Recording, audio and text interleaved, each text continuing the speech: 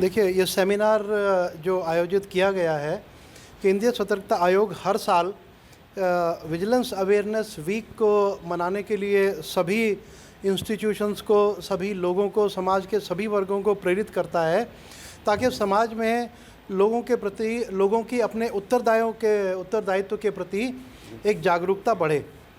लोगों को ये भी पता हो, सभी सरकारी कर्मचारियों को, कि हमें किन नियमों, किन कानूनों का, किन प्रोसीजर का पालन करना है, और उसके साथ साथ समाज के सभी वर्गों में ये जागरूकता फैले कि उनके अधिकार क्या हैं और उनके कर्तव्य क्या हैं, और उन्हें किस तरीके से अपनी रोज़मर्रा की ज़िंदगी में काम करना है, ताकि समाज से हम इस भ्रष्टाचार के, इस नासूर को समाप्त कर सकें और अपने देश को हम पूरी तरह से एक समृद्ध, उन्नत और ईमानदारी से परिपूर्ण राष्ट्र बना सकें। सर, लोगों के साथ फ्रॉड बहुत हो रहा है, आप उस चीज़ को कैसे देखते हो कि लोग कंप्लीट भी करते हैं पर उसका हल नहीं कोई होता?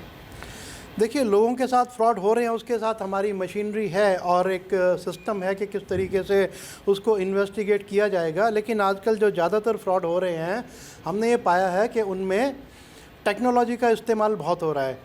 और टेक्नोलॉजी, आप जैसे जानते हैं कि टेक्नोलॉजी अपने आप में न्यूट्रल होती है। इसको किस तरीके से हम लोग उपयोग में लाते हैं, उस पे निर्भर करता है कि इससे हम समाज का भला हम समाज का बुरा करने में भी नहीं हिचकते। जहाँ तक फ्रॉड का सवाल है, जो फ्रॉड करने वाला आदमी होता है वो हमारे सिस्टम से 2 कदम आगे चलता है।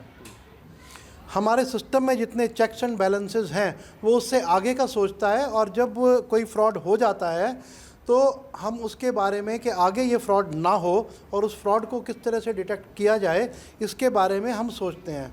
तो हमें एक फ्रॉड के बारे में भी एक प्रिवेंटिव मैकेनिज़्म को और ज़्यादा मजबूत बनाना पड़ेगा, ताकि हमारा जो आईटी प्रोफेशनल्स हैं और जो आईटी सिस्टम्स हैं, उन आईटी सिस्टम्स को हम इतना मजबूत बना सकें कि किस तरीके का फ्रॉड हो सकता है ये सोचकर, और उसको किस तरीके से प्रिवेंट किया जा सकता है, उन तरीक़ों को हम और ज़्यादा से ज़्यादा अपनाएं।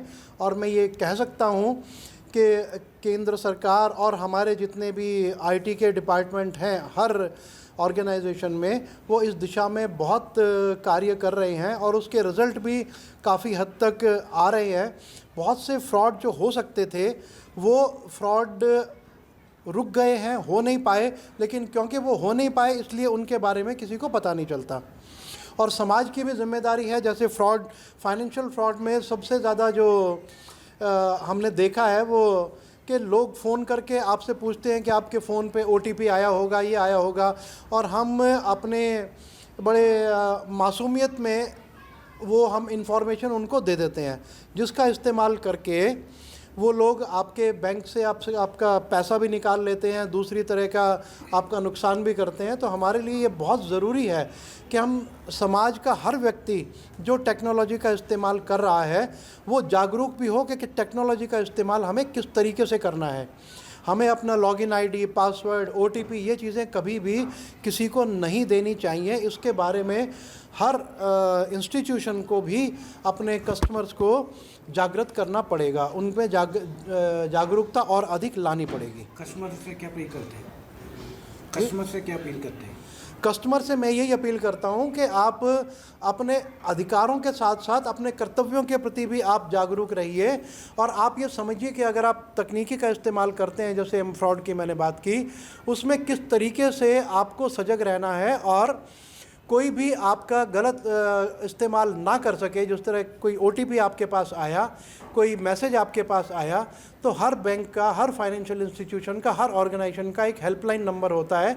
आप पहले उस पर फ़ोन करके पता कीजिए कि क्या उन्होंने भेजा है, और भेजा है तो किस लिए भेजा है,